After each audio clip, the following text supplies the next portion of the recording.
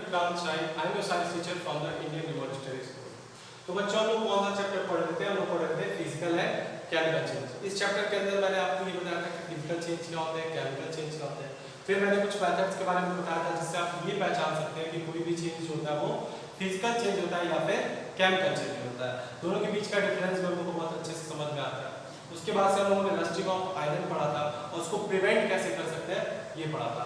अब इस चैप्टर के अंदर जो पढ़ने के लिए बच जाता है वो टॉपिक था क्रिस्टलाइजेशन, और ये आपका इस चैप्टर का लास्ट टॉपिक है और इसी के साथ ये चैप्टर क्या होता है खत्म हो जाता है। तो क्या होता है क्रिस्टलाइजेशन? तो चलिए समझते हैं क्रिस्टलाइजेशन क्या होता है। तो सबसे पहले मैं एक छोटा सा एग्जांपल लेता हूँ शुगर और सॉल्ट का।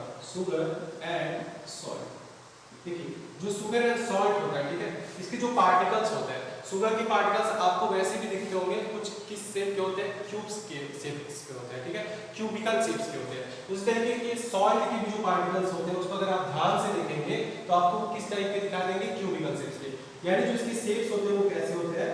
क्यूबिकल शेप्स के होते हैं। अगर आप नहीं देख सकते तो इसको क्या कर सकते हैं? मैग्नीफाइंग ग्लास से भी आप क्लियरली देख सकते हैं।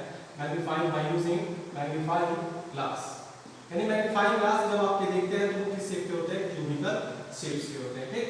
और एक चीज और बहुत अच्छी होती है कि जो शुगर होता है या फिर जो आपका सॉल्ट होता है, यानी जो आपकी चीनी और नमक है, उसके जितने भी पार्टिकल्स होंगे, ऑल द पार्टिकल्स, यानी उसके अंदर जितने भी पार्टिकल्स, यानी जितने भी आपको चीनी और नमक के दाने जो दिखाई देते हैं, ठीक है, वो बिल्कुल क्या होते हैं? यूनिफॉर्म शेप के होते हैं। यानी उनका शेप अगर क्या है? क्यूबिकल ही है, तो वो सारे के सारे क्या होंगे? बिल्कुल यूनिफॉर्म होंगे, मतलब बिल्कुल एक जैसे, मतलब एक बराबर। तो शुगर और सॉल्ट के जो दाने होते हैं, ठीक है, वो कैसे होते हैं? क्यूबिकल शेप्स के होते हैं और यूनिफॉर्म होते हैं। मतलब आप एक मोटी चीनी निकाल लीजिए, आपके हाथ में जितनी भी चीनी के दाने होंगे वो सारे के सारे क्या होंगे? एक यूनिफॉर्म क्यूबिकल शेप्स के होंगे, ठीक है। तो इस टाइप के जो यूनिफॉर्म स्ट्रक्चर्स जो होते हैं, ठीक है, जो यूनिफॉर्म शेप या स्ट्रक्चर्स होते हैं उन्हीं को हम लोग क्या बोलते हैं? क्रिस्टल्स बोलते हैं। क्या बोलते हैं? क्रिस्टल्स। क्या कहते हैं? क्रिस्टल्स कहते हैं। यानी जो भी चीजें, ठीक है, जो किसी छोटे छोटे पार्टिकल्स के बने हो और जिसकी शेप और साइज क्या हो? बिल्कुल यूनिफॉर्म हो, उसको हम लोग क्या कहते हैं? क्रिस्टल्स कहते हैं। जैसे शुगर और सॉल्ट, एक एग्जांपल मैंने दिया शुगर और सॉल्ट का। Sugar and salt particles are of uniform shape and size, यानी जो उसकी शेप और साइज जो होती है वो क्या होती है? यूनिफॉर्म होती है। Uniform shape and size, uniform का मतलब आपको समझ में आ रहा होगा, एक समान होती है, मतलब बिल्कुल क्या होती है? एक बराबर होती है, एक समान। यहाँ पे लिख सकता हूँ, या आप इसको ये भी लिख सकते हैं, बिल्कुल क्या होते हैं? एक जैसे होते हैं, एक बराबर होती है, मतलब कोई भी डिफरेंस आपको देखने को नहीं मिलती है। तो सारे के सारे किस शेप के होते हैं? क्यूबिकल शेप के होते हैं। तो इसी टाइप के जो यूनिफॉर्म स्ट्रक्चर्स होते हैं उन्हीं को हम लोग क्या कहते हैं? क्रिस्टल्स कहते हैं, ठीक। अब इसके बाद से हम लोग बात करेंगे क्रिस्टल्स के बारे में कि क्रिस्टल्स क्या होते हैं। तो चलिए देखिए क्रिस्टल्स क्या होता है। तो पहले तो मैंने आपको ये बताया कि कोई भी जैसे शुगर और सॉल्ट का एग्जांपल मैंने लिया था, कोई भी मटेरियल, ठीक है, जिसके जो पार्टिकल्स होते हैं वो क्या होते हैं? बिल्कुल थ्रू आउट यूनिफॉर्म होता है, मतलब जो उनका शेप और साइज क्या होता है? यूनिफॉर्म होता है, उसको हम लोग क्या बोलते हैं? क्रिस्टल्स बोलते हैं। अब जो क्रिस्टल्स जो आपके होते हैं, ठीक, जो क्रिस्टल्स होते हैं उसके अंदर के जो एटम्स जो होते हैं ना, एटम जो होते हैं वो क्या होते हैं? एक रेगुलर पैटर्न में क्या होता है? फिक्स होते हैं। वो क्या होते हैं? एकदम अरेंज होते हैं रेगुलर पैटर्न में। Atoms are arranged in regular pattern, regular pattern.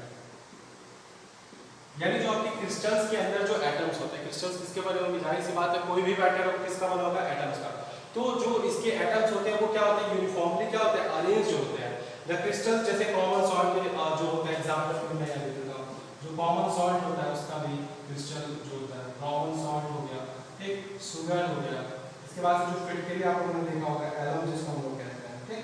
ये सारे के सारे, ठीक है, ये किसके फॉर्म में होते हैं? क्रिस्टल्स के फॉर्म में होते हैं, ठीक है। और इनको कहाँ से ऑब्टेन किया जाता है? कहाँ से ये मिलता है? इनके सॉल्यूशन में से।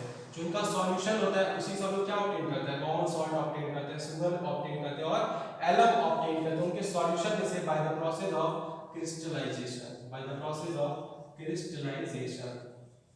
देखिए एक टॉपिक आ गया, इसी के बारे में आपको पढ़ना है। तो किस मेथड से करते हैं? क्रिस्टलाइजेशन मेथड से करते हैं। तो क्रिस्टलाइजेशन मेथड क्या होता है वो भी मैं आपको बताऊंगा। एक बार फिर से क्रिस्टल क्या होता है वो समझते हैं। क्रिस्टल कोई भी पार्टिकल, ठीक है, कोई भी मैटर, ठीक है, जो किसी पार्टिकल का बना होता है और उसके पार्टिकल्स जो होते हैं उसका जो शेप और साइज होता है वो क्या हो, यूनिफॉर्म हो, मतलब किसी भी एक शेप का हो। जैसे सुगर सॉल्ट के केस में क्या था, क्यूबिकल शेप का था। तो जो उसके एटम्स होते हैं यानी क्रिस्टल्स क्यों कहेंगे, ताकि उसकी जो भी पार्टिकल्स थे वो यूनिफॉर्म शेप साइज के थे, इसलिए हम लोगों ने क्या कहा, क्रिस्टल। अब जो क्रिस्टल्स होते हैं उसके अंदर जो एटम्स होते हैं उसकी जो पैकिंग होती है वो क्या होती है, एकदम रेगुलर पैटर्न में होते हैं, वो इस तरीके से अरेंज होते हैं बिल्कुल एक बराबर, ठीक, इसीलिए वो यूनिफॉर्म दिखाई देते हैं। जिसके कुछ एग्जांपल्स थे कॉमन सॉल्ट, शुगर, एनॉल। तो ये एग्जांपल्स थे क्रिस्टल के। इनको हम लोग ऑब्टेन कहां से करते हैं, उनके सॉल्यूशन से, यानी उनका जो सॉल्यूशन होता है उसमें से हम लोग क्या करते हैं, क्रिस्टल के फॉर्म में से कॉमन सॉल्ट, शुगर और एनॉल को क्या करते हैं, क्रिस्टल के फॉर्म में ऑब्टेन करते हैं with the help of crystallisation. तो क्रिस्टलाइजेशन क्या होता है, इसको मैं आपको बता देता हूं, what do mean by crystallisation. इसी टॉपिक को हम लोग को पढ़ना था, क्रिस्टलाइजेशन।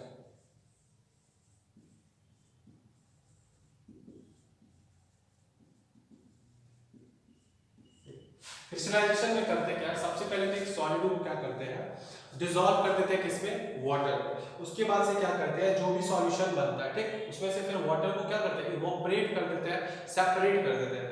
उसके बाद से जो बड़े बड़े जो क्रिस्टल की फॉर्म में से क्रिस्टल के फॉर्म में जो पार्टिकल्स बच जाते हैं उसको हम लोग क्या करते हैं, ऑब्टेन कर लेते हैं, और इसी प्रोसेस को हम लोग क्या कहते हैं, क्रिस्टलाइजेशन।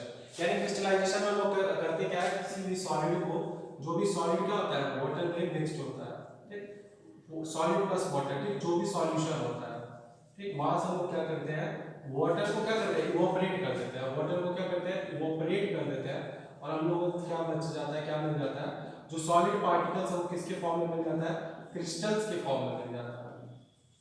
इसी पूरे प्रोसेस को हम लोग क्या कहते हैं, crystallisation. To obtain solid particles in the form of crystals from their solution with the help of evaporation। यानी वाटर को हम लोग क्या करते हैं उसके सॉल्यूशन में से, यानी कोई सा भी सॉल्यूशन है जिसके अंदर क्या हो, सॉलिड डिसॉल्व हो, और उस सॉल्यूशन में से हम वाटर को इवोपरेट करके सॉलिड को क्या कर ले, सेपरेट कर ले, किसके फॉर्म में, क्रिस्टल्स के फॉर्म में। इसी को हम लोग क्या कहते हैं, क्रिस्टलाइजेशन कहते हैं।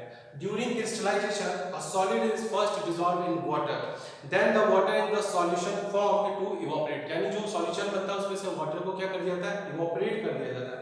By this method, large crystals of pure substance can be obtained। यानी हम लोग क्या करते हैं, large crystals of pure substance, large crystals of pure substance, large crystals of pure substance, यानी बड़े बड़े क्रिस्टल्स किसके, प्योर सब्सटेंस का हम लोग क्या करते हैं, ऑब्टेन कर लेते हैं by the method of crystallisation.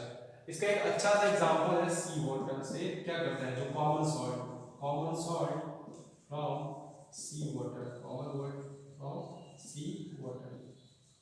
आपको शायद पता होगा, आपके घर पे जो नमक यूज किया जाता है, जो कॉमन सॉल्ट आप लोग यूज करते हैं, वो कहाँ से मिलता है आपको, सी वाटर से मिलता है। अब करते क्या, आपको पता है सी वाटर जो होता है वो कैसा होता है, सॉल्टी होता है, उसका टेस्ट कैसा होता है, सॉल्टी होता है, क्योंकि उसमें सॉल्ट क्या होता है, डिसॉल्व होता है। तो हम लोग करते क्या है, सी वाटर को हम लोग क्या करते हैं, छोटे छोटे पिट्स में, यानी छोटे छोटे गड्ढों में क्या करते हैं, इकट्ठा कर देते हैं, और इन पिट्स में क्या करते हैं, इसको बहुत टाइम के लिए छोड़ देते हैं। वहां से फिर कुछ टाइम बाद वाटर जो होता है वो क्या करता है, इवोपरेट कर जाता है। वाटर क्या करेगा, इवोपरेट कर जाएगा, और इन पिट्स में क्या बच जाते हैं, सॉल्ट्स बच जाते हैं in the form of crystals, in the form of crystal. यानी क्रिस्टल के फॉर्म में सॉल्ट क्या होता है, वहां पे बच जाता है, और वहां से उस सॉल्ट को हम लोग क्या करते हैं, निकालते हैं, और वहां से क्या करते हैं, फिर फैक्ट्रीज में उसको क्या करते हैं, प्यूरिफाई कर लेते हैं, और उसके बाद से पैकेजिंग करके उसको आप क्या करते हैं, अपने घरों पे यूज करते हैं।